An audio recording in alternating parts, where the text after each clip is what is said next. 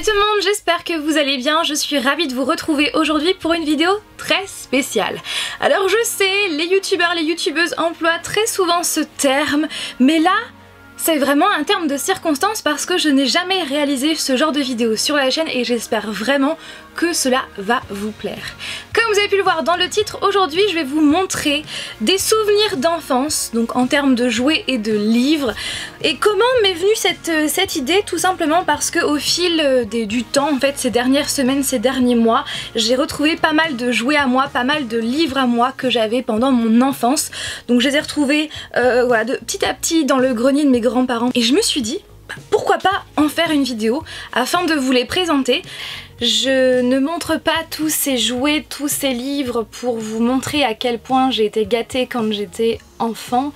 Je fais cette vidéo uniquement pour voilà, partager avec vous les jouets et les livres que j'avais pendant mon enfance, de façon à ce que vous me racontiez vous aussi les jouets, les livres, les jeux qui vous ont marqué. J'ai deux cartons devant moi, un grand carton qui contient des jouets et des livres et un autre qui contient qu'un seul thème de jouets parce qu'ils sont assez imposants.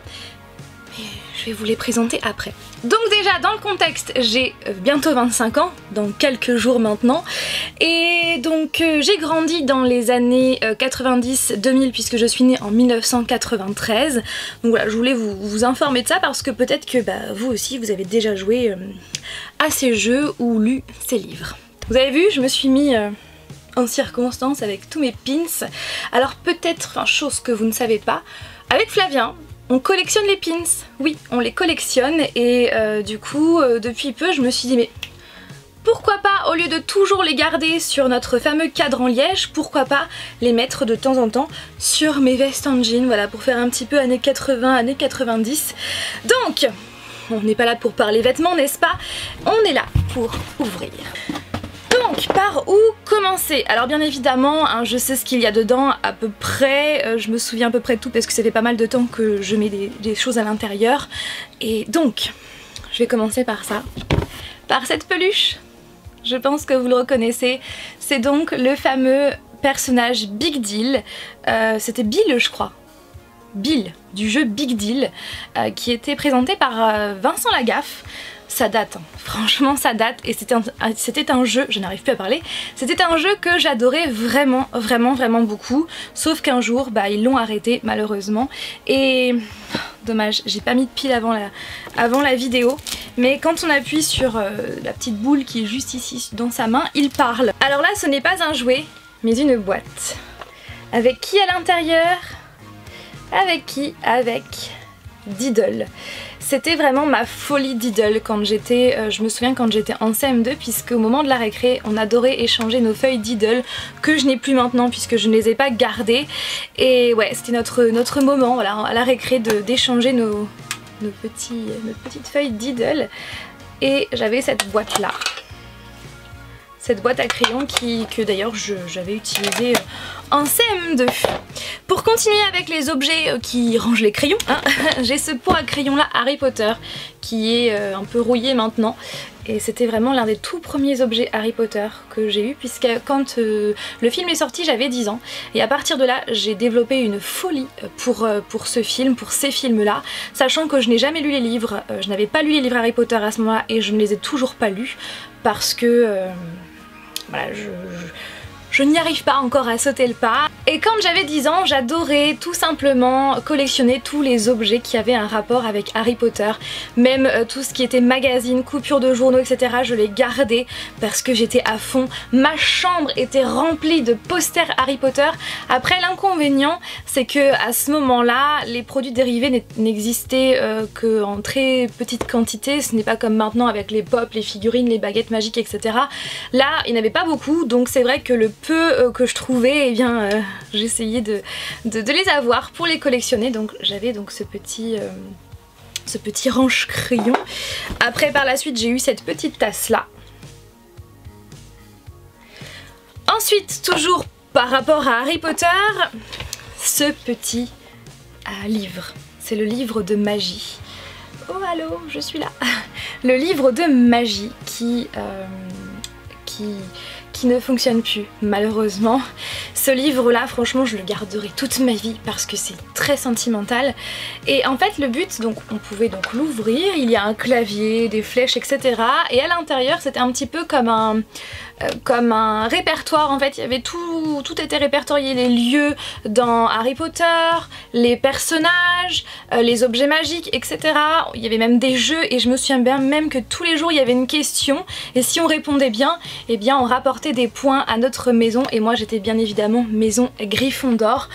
Et ouais, c'était un truc que j'utilisais tous les jours, un jeu que j'adorais et j'aimerais bien le retrouver, le racheter en version qui marche puisque malheureusement j'ai fait l'erreur de laisser les piles à l'intérieur, on les a enlevées il y a quelques temps et on s'est aperçu que tout était complètement oxy à l'intérieur. Donc trop dommage, ça m'apprendra. Ce cahier texte, je l'ai acheté mais dis donc bah, il n'a jamais servi. Je le trouve vraiment sympa parce qu'il a des effets comme si c'était dessiné. Je le trouve vraiment super beau. Et pour continuer avec Harry Potter, et je vous affirme que c'est vraiment Harry Potter, Flavien quand il a vu, il a rigolé, il a éclaté de rire, il me fait mais c'est pas possible, ça peut pas être Harry Potter. Mais si, c'est Harry Potter, sauf qu'il est tout nu. Il est tout nu, je ne sais pas pour quelle raison, mais il avait bien sa cape, sa cravate, sa chemise, son gilet, bref il avait vraiment tout. Regardez, il y ressemble non à Harry Potter, bon il a juste pas sa cicatrice, mais bon il y a ses cheveux devant donc on la devine derrière, mais c'est vraiment Harry Potter et c'était vraiment le premier, je crois, l'un des premiers produits dérivés que j'ai eu de Harry Potter.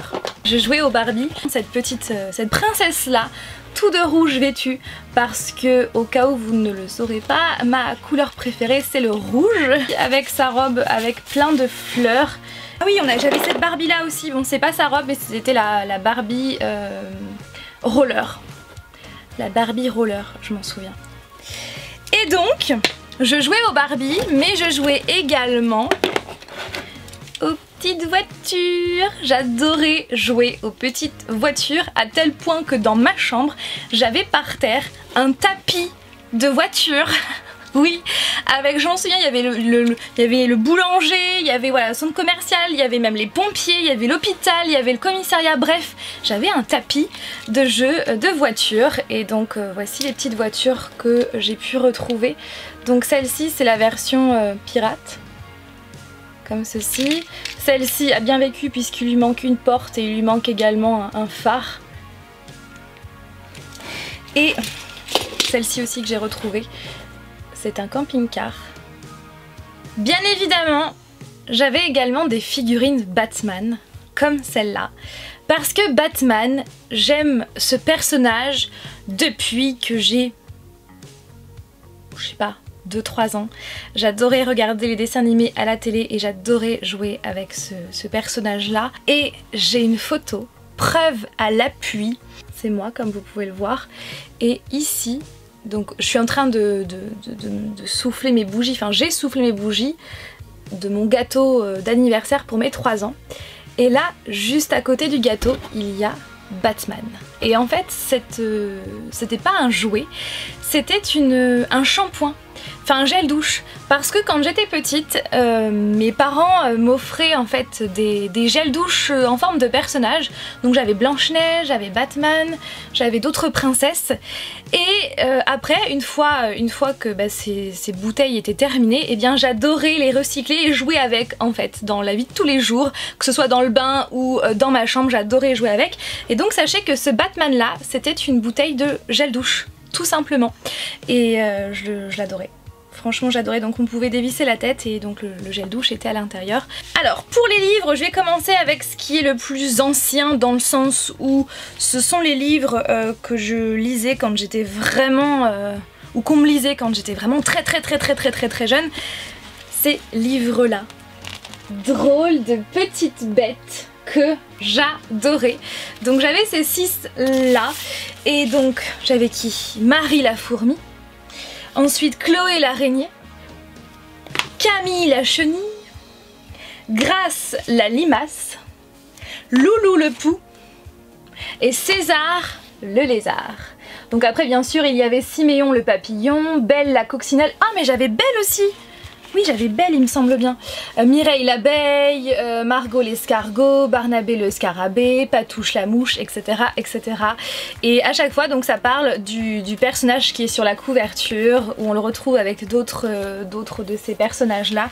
Et pour preuve que ce livre m'appartient bien, il y a mon prénom marqué dessus, Fanny. Parce que oui, j'étais comme ça. À chaque fois, pardon, je perds ma voix, à chaque fois que j'avais un livre, j'écrivais mon prénom dessus pour dire que ce livre m'appartenait vraiment. Donc mon prénom voilà, est encore ici, encore là, sur chaque livre, je vous le dis.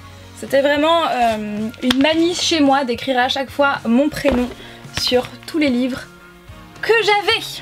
Ah, ce livre-là, je l'ai retrouvé il y a quand même pas mal de temps et je l'avais mis dans ma bibliothèque. C'est ce livre-là, Chasseur de vampires, par Constantine Grégory chez les éditions Le Pré au Clair. Donc je me souviens que ce livre-là a été l'un des tout premiers livres que je me suis acheté avec mes sous à moi. Et pourquoi ce livre-là? Tout simplement parce que j'adorais les vampires, j'aime toujours d'ailleurs les vampires. Ce livre-là, j'ai dû l'acheter quand j'avais, je sais pas, 14-15 ans, ou non, peut-être un peu moins.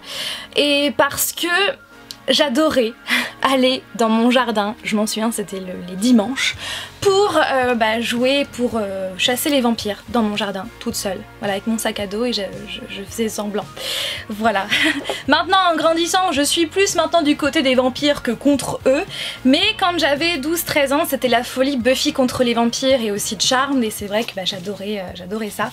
Et du coup, à l'intérieur, donc ça explique les origines du vampire, ce qu'il faut faire quand on en trouve un, etc., etc. Et à chaque fois il y a des annotations comme ceci écrites. Ces deux livres-là parlent du Titanic. Pourquoi ces deux livres-là? Ce sont tout simplement des livres que j'avais demandé, je crois bien aussi à mon anniversaire, pour faire un exposé sur le Titanic. Je me souviens que c'était en CM2. Et parce que il fallait faire des exposés, et moi je voulais absolument le faire sur le Titanic, parce que le Titanic a toujours été un bateau qui m'a toujours passionnée depuis la première fois où j'ai vu le film Titanic avec Leonardo DiCaprio et Kate Winslet.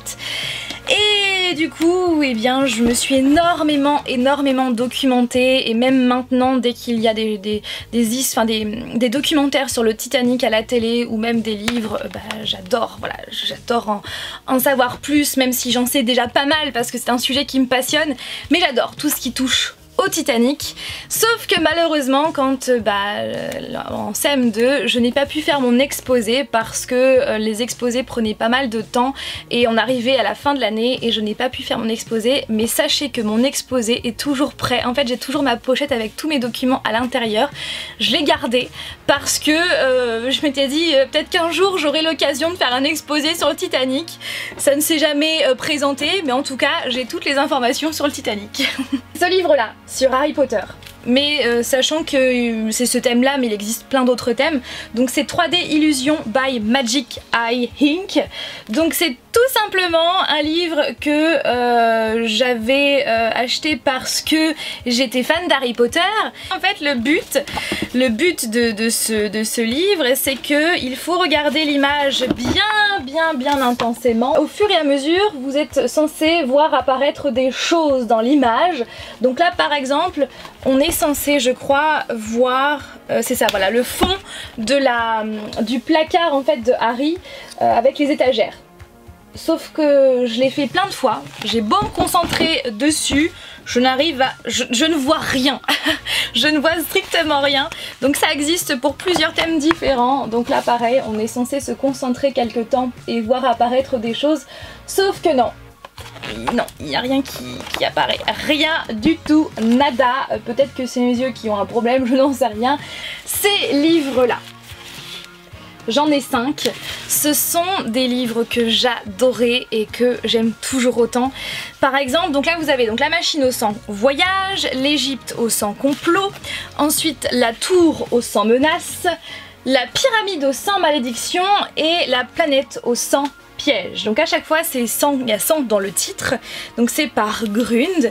Et le but est tout simple, ce sont des livres-jeux. C'est l'atelier de Léonard de Vinci, donc on pousse le bouton bleu, donc ça nous indique qu'il faut aller à la page 18. Donc en fait c'est vous qui choisissez la suite, les pages, sauf que la page 18 on se retrouve en pleine révolution en 1793, donc le chronospeed vous a expédié au sein d'une réunion, etc., etc. Et à la fin c'est à vous de voir si vous allez page 26 ou une autre page. Et à chaque fois vous avez des jeux dans la page et c'est vraiment des livres que j'adore avec des thèmes variés. Je ne sais pas si ça existe encore, mais en tout cas si ça existe encore, n'hésitez pas à aller voir ces livres. Je vais maintenant passer aux jeux vidéo parce que oui, je jouais aux jeux vidéo quand j'étais petite, donc je jouais donc à Toy Story. Toy Story, ce jeu était sur PC, je m'en souviens, je ne sais pas du tout, voilà, c'était sur Windows 95 et 98, donc ce n'est pas tout jeune. Ensuite j'avais le jeu Babe, Babe le cochon. Oui, ne me jugez pas, j'adorais ce cochon. Donc à partir de 4 ans, voilà, ce jeu, j'y ai joué mais je ne sais combien de fois. Donc il date de 98. Ensuite sur console, ça a été mon... Non, ça n'a pas été mon premier jeu. Parce que moi j'ai joué pour la première fois sur PlayStation 1. Et bien là c'est Dynasty Warrior Empires sur PlayStation 2. Donc je sais que cette licence, ces jeux sortent toujours. Et ce sont des jeux que j'adore parce qu'on se retrouve en pleine dynastie, enfin en pleine, comment dire, on se retrouve, on fait plein de combats. Vraiment très sympa avec des combats hyper, enfin des figures assez stylées. Et c'est un jeu que j'aime beaucoup et il faudrait peut-être que je le trouve sur Xbox. Et ce jeu vidéo là que je voulais également vous montrer pour la vidéo Tomb Raider, mais je m'étais dit non, que j'allais le garder pour cette vidéo souvenir. Donc c'est Lara Croft Tomb Raider, l'Ange des Ténèbres, donc par Eidos Interactive et Core Design, qui date donc de 2004-2005 et il me semble bien que ce fut le premier Tomb Raider auquel j'ai joué. Donc c'était sur ordinateur. Et ouais, que de souvenirs. Parlons maintenant puzzle. Ce puzzle là, je voulais absolument vous le montrer. Donc c'est Haunted House. Parce que oui, hein, depuis que je suis petite, je suis fan de tout ce qui est hanté, fantôme, vampire, etc., etc. Et ce puzzle était vraiment trop sympa. Faudrait peut-être que je le refasse et que je vous montre ce que ça fait. En fait le principe c'est qu'avec son doigt vous voyez il y a plein d'endroits noirs, de ronds, de formes noires, et le but c'est qu'avec son doigt on est censé en fait réchauffer, passer son doigt sur la surface noire et ça fait apparaître un personnage, ça fait apparaître quelque chose. Donc je vais vous montrer. Par exemple là nous avons le petit garçon qui est devant son miroir, il y a une forme noire qui est juste au-dessus, donc avec son doigt il faut chauffer la forme et vous avez un fantôme qui apparaît. C'est vraiment super sympa et puis après au fil du temps, puisque ça se, comment dire, ça se réveille à la chaleur et après ça va redevenir tout noir. C'est comme ça avec toutes les formes noires et j'adorais vraiment ce jeu. Deuxième carton, comme je vous l'ai dit, les jouets sont assez imposants parce que ce sont des Polly Pocket, mais des grands Polly Pocket. Nous avons gardé les plus beaux et ceux que j'aimais vraiment le plus. Celui-là, il est juste vraiment super beau. Et ici, en fait, c'était donc les Polly Pocket, ce sont des petits personnages qui vivent dans des petites maisons. Et les personnages étaient aimantés sur la surface et on pouvait les faire bouger à l'aide de cette manette, entre guillemets. Pareil pour celui-là. La surface était aimantée en bas et on pouvait faire bouger le personnage à l'aide de ça. Le château de Cendrillon qui ressemble au château à Disneyland Paris. Et on pouvait... Je crois qu'il y a encore des piles dedans. Ouais, c'est ça. Ça s'allume comme vous pouvez le voir. Et normalement c'est censé aussi s'allumer là-haut où il y a la petite rose. Mes deux préférés, donc là ce sont vraiment les Polly Pocket de base, les petits Polly Pocket. Donc là ça ressemble à une bouteille de parfum et une fois quand on ouvre, eh bien on a un personnage qui tombe. Oh, c'est Jasmine! Ouais, parce que je me souviens on avait Aladdin. Et enfin on avait le palais d'Aladdin. Et à l'intérieur vous avez tout cela, donc avec ça qui bouge. C'est il fait partie de mes deux préférés. Et le deuxième c'est celui de Mickey et Minnie avec un petit peu tout. Et j'adorais cette partie là avec le coffre qui s'ouvre avec le petit portail. Oh là là. Buzz, Woody et Jessie. Ce sont des jouets qui me sont très chers, qui me suivaient partout pendant longtemps. Parce que voilà, c'était mes trois acolytes, Woody, Buzz et Jessie. Donc Jessie a son chapeau, comme ceci. Voilà. Bon désolé, hein, ils sont pas super propres parce que ça fait pas mal de temps qu'ils sont, ouais, bah, ils ont du vécu. Ensuite il y a Woody, Woody qui avait normalement un chapeau en plastique, sauf que c'était vraiment qui se déchirait facilement, donc il avait pas fait long feu, je m'en souviens. Et ouais, il est trop... j'adore. Et Buzz qui est cracra, mais sachez que oui, c'est bien Buzz, c'est le premier Buzz qui est sorti au tout début. Et donc ce Buzz là, c'était vraiment le Buzz avant qu'il ne sorte en version plastique avec tous ses boutons, toutes ses lumières. Et effectivement c'est bien Buzz qui a vraiment beaucoup vécu et qui est très sale, il faudrait que je le lave. Et vous avez donc tous les boutons dessus et ouais. Et pendant longtemps je m'étais dit ouais il fallait que, enfin, quand j'étais ado, ado, et quand je voyais les nouveaux Buzz en plastique sortir, à chaque fois je me disais oh, il faut que je m'en achète un, il faut que je m'en achète un, sauf que non, finalement mon Buzz comme ça me va. Voilà. Bayonne qui donc peut bouger la tête, et en appuyant ici sur le bouchon vous avez une pièce qui sort.